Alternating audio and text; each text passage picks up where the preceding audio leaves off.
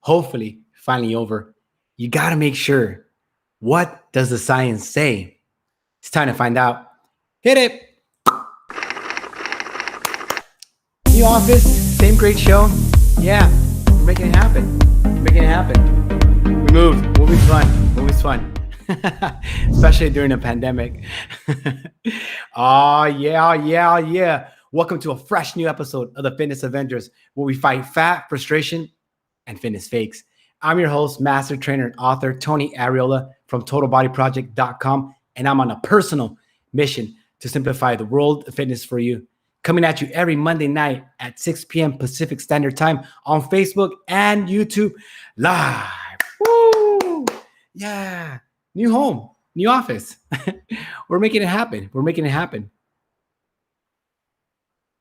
So on Instagram, you open it up, and the models are super ripped. Everyone's super fit, and they're having their skinny tea, or maybe they're waist trainers. Maybe they're promoting some type of cleanse. With so much noise out there and so many fitness fakes out there, it's hard to be too clear. How could the world be getting worse with more information? Ah, man. On today's show, we're going to cover exactly how to get skinny. We're going to talk about fat loss foods, eating, science, the tips, proven principles that I've used for clients for years and years to help them get all the way to their goal. We'll have our Ask the Trainer. I don't know how to cook. Okay, we can help you solve that.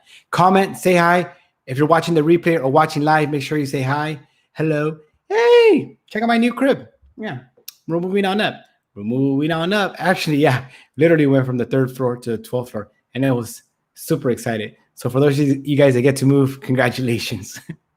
And today's sponsor is my new coaching program, the Live Fit formula with the Live Fit 365 coaching, which is part curriculum, all coaching, and more results, which I'm really excited to be releasing that for you shortly. So let's get into it. I get it. This is when people come to me. You're frustrated, you're fat, and you're tired of falling for your cousin's workout, your tia's workout. Everybody's telling you all these things, and it's just not working for you. I get it. So much noise out there. But with all this noise out there, you would think that these guys would just pick up a book, open up, and follow some best proven practices. So today we're going to go over the 9 science-backed weight loss tips to help you get to your goal. First one, drum roll. Eat slowly. Now, it may seem like something easy and something trivial, but you'll be surprised how many people cannot execute on this. And when you pay attention to how people eat, the faster they eat, the bigger the correlation for obesity. So eating fast tends to align with a higher weight. And that's because people don't take time to process their food. They eat as fast as they can. They're taught to clear their plate. They don't recognize all the signals of their body. And when it comes to nutrition, that's super, super important. You really want to be in tune to, are you hungry? Are you satisfied? Can you eat till 80% full? And all of these things, all of these practices all stem from one single practice. Can you eat slowly? And if you can eat slowly, then your whole world opens up, because then you'll be more satiated. You'll be feeling a lot more content from your food. But it starts with this practice.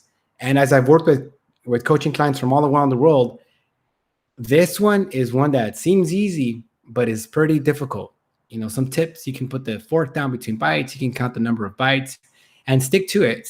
Practice this one so you can get really, really good at it. Hola, Diana. Happy Monday. Diana says hello. Oh, hello, Diana. Check out the new set.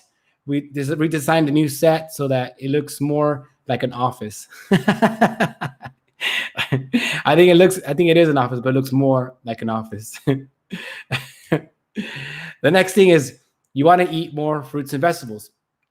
Why does fruits and vegetables matter? I know people are like, oh, it'll be a health and that. I mean, if you like cheese and like crackers and all that stuff, which is they taste good. The problem with like crackers and like things of that nature is that they don't fill you up. So fruits and vegetables are satiety rich. What that means is that's that holy grail where you can eat some fruits and vegetables and feel fuller and actually eat more food than you would something that's less calorie or like vitamin dense. And you really want to think about this as a trade-off for your brain. So there's choices when you're eating foods. You can eat just to lose weight, right, which is just less calories. But if you eat something that's processed, that's really heavily processed, you trade off because the fruits and vegetables are like naturally boost your immune system. They have like anti-inflammatory traits. So meaning that they'll put your body at ease. They're gonna fight diseases, help you sleep better, more brain power. All these different things are all gonna help you. And it's really hard to OD on watermelon, on apples. So far, I've had not very many clients that have come up to me and be like, "Oh my God, I went crazy with the apples. I have 4 apples." And even if they did, it'd still be only 320 calories, which would be hard to eat 4 apples. You know why? Why is it hard to eat 4 apples? Let you guys think about that one, right? Hola, Nicole. So let's think about why. Why would it be hard to eat 4 apples? Well, because it's a certain taste. So you'll probably be tired of eating those apples versus like chips, which are a special combination of sugar, fat, and salt, so that different parts of your brain are always lighting up. No 2 bites are ever the same because they got people really working hard to make sure that you can stay addicted to those chips. And that's why you can go through a bag of chips like no problem, but it's hard to eat OD on fruits and vegetables. And in the long run, these guys will have a lot less calories. So if you're trying to lose weight and you load up on a lot more fruits and vegetables, then it's going to be easier to maintain because you're going to feel like you're eating more food. You're going to feel satisfied. You're going to feel really good about the choices that you're making, and you're going to eat less because it's hard to OD on fruits and vegetables. It's better for your brain. The other thing too is your brain is only at 3% of your body weight, but it takes up 30% of your calories. What that means is that everything that you're eating is really fueling your brain. So if you want to perform at a high level, you want to make sure that you feed yourself with whole foods, lean meats, good fruits, good vegetables, all that stuff so that you can perform at a high level. Because if you feed yourself with junk food, I mean, guess what's going to happen? Gummy worms. You're going to perform really well with gummy worms. They're delicious though, but still. Now the next tip, number 3, is you want less processed food. And wherever you're at in the continuum, don't go from eating Cheez-Its all day to now you're going to eat celery because you're going to set yourself up for failure. You want to start leaning away from stuff that comes in boxes, whether it be like cereal, granola bars, things that, protein bars, all these different things, anything that comes in a package. You want to be careful because when it's in a package, there's people that go to work that try to make that stuff really addictive so that you can buy more. So think of like the stuff that has a less of a shelf life is probably a lot better for you. So you want to think about it on that scale. And again, it's going to give you more satiety. You're going to feel fuller longer, and you're going to keep losing weight. Tip number 4, design a system. Right? Make sure that you get your kitchen in line, you get your environment in line, meaning like your desk, your work area, if you eat with the car, eating in front of the TV, and that you get people to support you. Form your accountability alliance.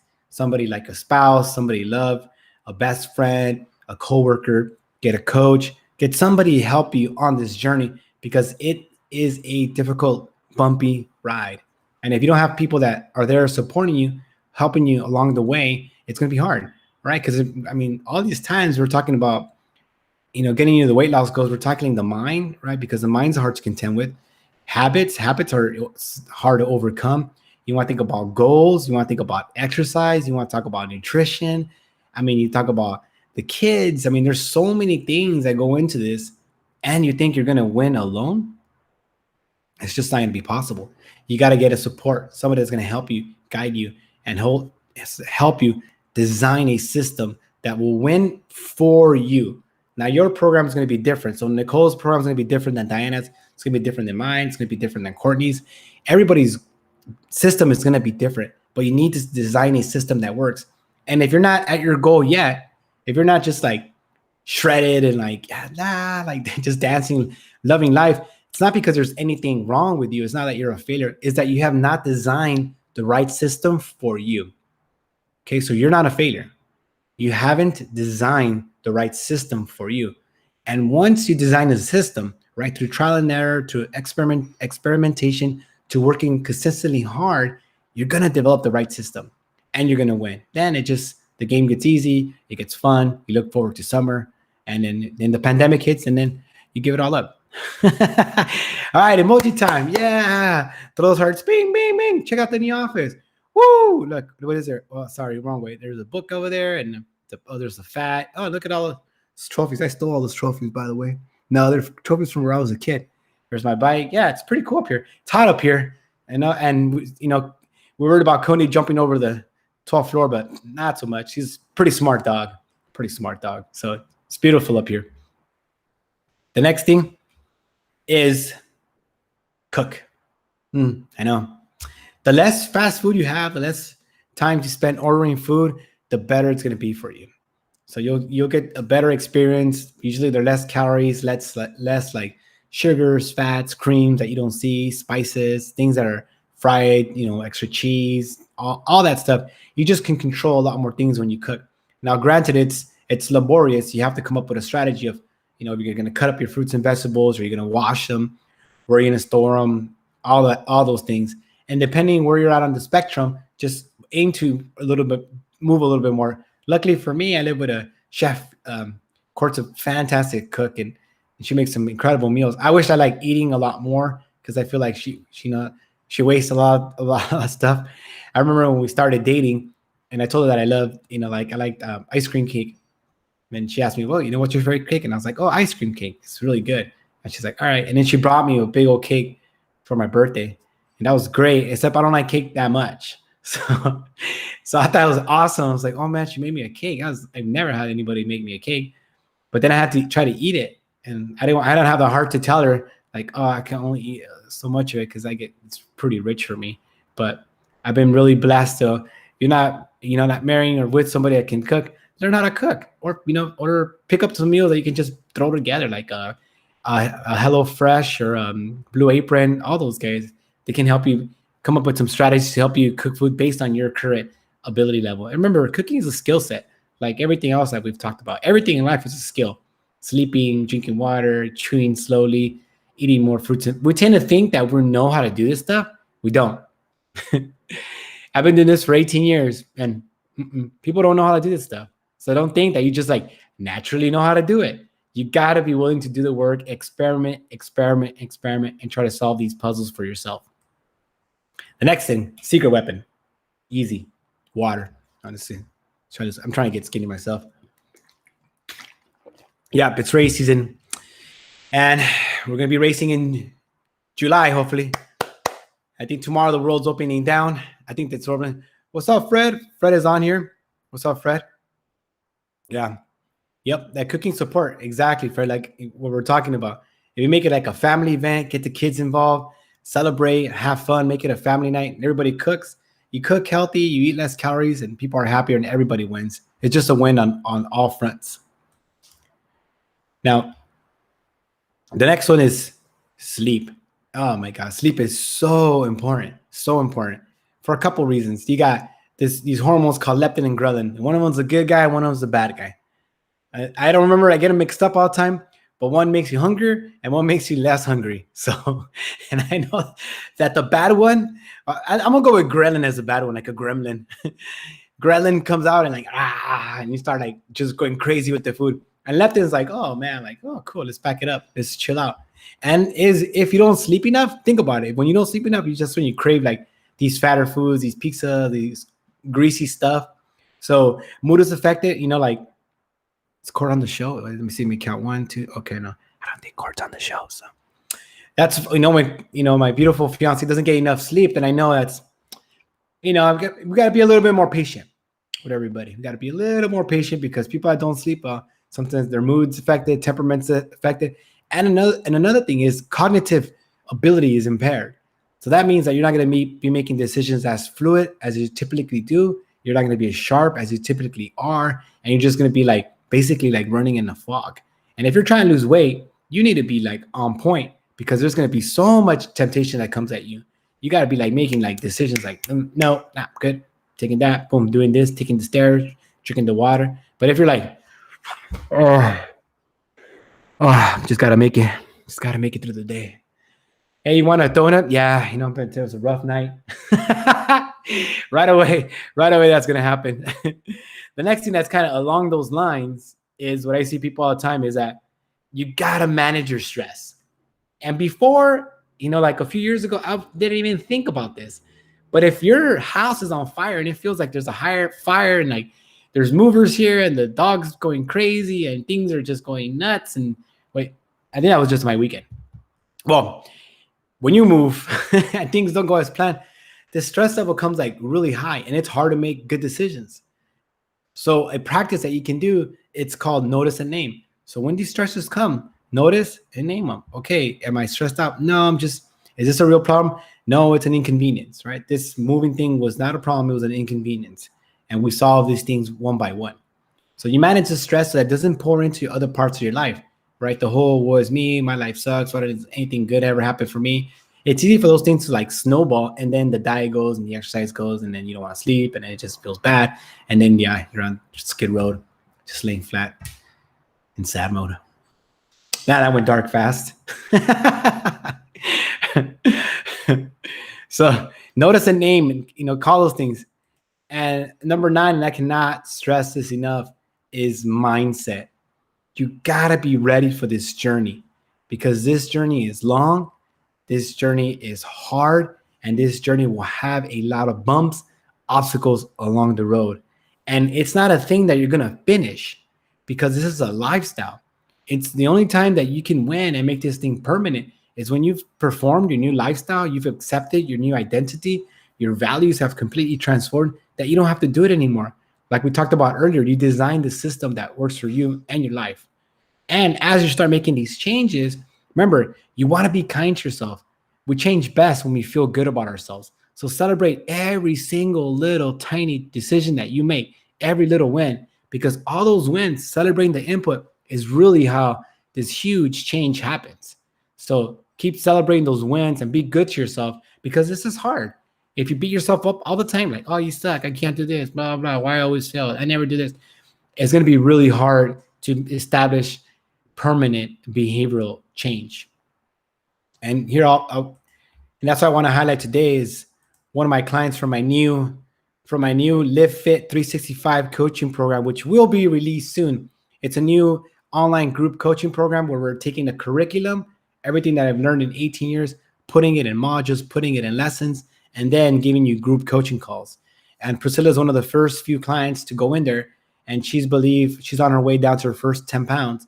But the reason I wanted to highlight Priscilla is not because of the weight. The weight's going to come off because it's the changes that she's making, the behavioral changes. When she doesn't get her full workout, she gets some workout in. Maybe she can't eat perfectly, but she doesn't let it snowball through her whole day. And by making these little wins, celebrating these little tiny wins every single day, she's really changing the ship as far as her mindset goes. And that's making a huge difference because she's been able to stick to this longer than most programs. So when you're thinking about making a change, think about celebrating these tiny wins, get to support. And when this new coaching program is ready to launch, I will let you know so you can jump in there and we can, this is going to be a world-class type deal. People are seeing some tremendous results in this program. So congrats, Priscilla. I'm super proud of you. Thank you for showing up. Thank you for doing the work. Thank you for trusting in me. And thank you for taking the step to make your life as fit as it can be. Now, let's see. Today's Ask the Trainer. I don't know how to cook. So what do? I got this. And like some of my rich clients, they just get a cook. I was like, what? You get a cook? That's an option? I didn't know that was an option. But you can't get a cook and you can't get your partner to cook or your partner's not cooking healthy. Then you want to start don't compare yourself to like the people that have cooks and our gourmet stuff. Just start where you're at. Like me, I could probably only boil eggs sometimes and make spaghetti. I'm not very good at cooking. I can eat pretty good, pretty slow, a lot of fruits and vegetables. My cooking skills, not so great. So I try to expand a little bit and experiment and really take pride. Now I can grill because I'm getting married. So I feel like people would tell me like a real man knows how to grill. And I was like, well, I'm not a real man because I can't grill, or I don't have a hammer either. But wherever you are on your journey of cooking, start somewhere, experiment, and give yourself like some leeway. You're going to make mistakes. You're going to mess up some food, and that's okay. As long as you're learning, you're having fun, and you're cooking, and you're learning a new skill, you're going to do well. Get a cookbook. There's like, the way I get through all my cooking when it's time for me to cook is through YouTube. So all kinds of lessons on there, free lessons of people that'll help you get to your cooking goals. If you had a chance, I know you guys, a lot of you guys are already in the group, but make sure that you guys jump in with the Fitness Avengers. Send me a shout out, and I will get you in the group. If you want to copy the Secret to the Skinny guide, hit the hashtag Get Me Skinny, and I believe that my little mighty robot will send you a copy of my skinny guide.